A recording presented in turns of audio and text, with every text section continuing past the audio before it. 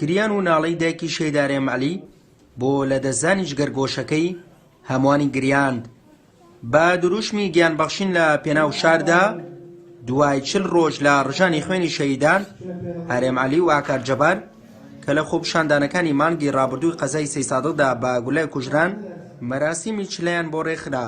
هەموو جار خۆپیشاندانەکرێت کۆمەڵە گەنجی ئەم شاری ئەمە بریندارە بێت شەهید دەکرێت دەستگیر دەکرێت ئەم دوو شەهیدەشمان بە هەمان شێوە شێت بڕای بۆ داخوازی خەڵکی شار شەهید بوون. ئەمڕۆ مەراسیمێکی چلەی ماتەمینی ئەمە بەساز کردوون بە ئامادەبوونی جەماوەرێکی زۆری شاری سەی سادق و میوانانیش لە دەرەوەی شار هاتوون.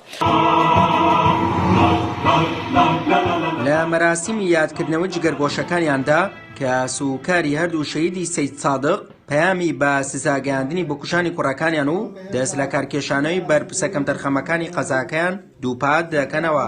هەرێم تاوکاتە ڕۆڵی ئێمە بوو کە شەهید کرا لە دوای ڕۆڵی ئێمە نیە ڕۆڵی ئەم خاک و کوردستانێ بۆیە تا دوا هەناسە و تا دوا دڵۆپی خوێنمان بەدەداچون بۆ ئەم کەیسەکەین و داواکەین کە بە کوژانیان سزا بدرێت. شەڕمان بۆ بکەن بە ئاشتی، درۆمان بۆ بکەن بە ڕاستی، حیزبایەتیمان بۆ بکەنە کوردایەتی، هێزی پێشمەرگەمان بۆ بکەنە نیزامی، پۆلیسمان بۆ بکەنە یاسایی، ئاسایشمان بۆ بکەنە نەتەوەیی، کوشتنی ڕۆژنامە نووسمان بۆ بکەنە ئازادی، ماڵانە موچە بدەن و بۆمان بخەنە سەر حسابی، دادگامان بۆ بکەنە دادگایەکی بەریتانی، ئاشتی هەورامیمان بۆ بدەنە دادگای لاهەی جیهانی، یەلکەی ئەکسپایر مەدەنە کە سوکاری کیمیاباران و ئەنفال کراوەکانی گەرمیانی، شەقامەکانمان بەگوڵ بۆ سوورکەن بە خوێن سوور نەکەن شەرمەزار بن.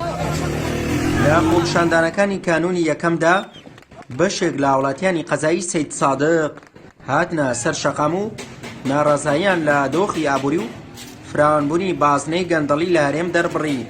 لەو خۆپیشانانەدا بە گولە دوو مێرد منداڵ بەناوەکانی هەرێم عەلی و ئاکار جەبار کە هەردووکیان خوێندکار بوون گیانیان لە دەستدا.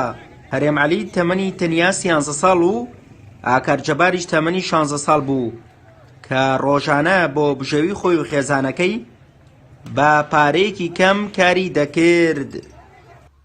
سوێ محەممەد، کەناڵی پەیام، سەید سادق.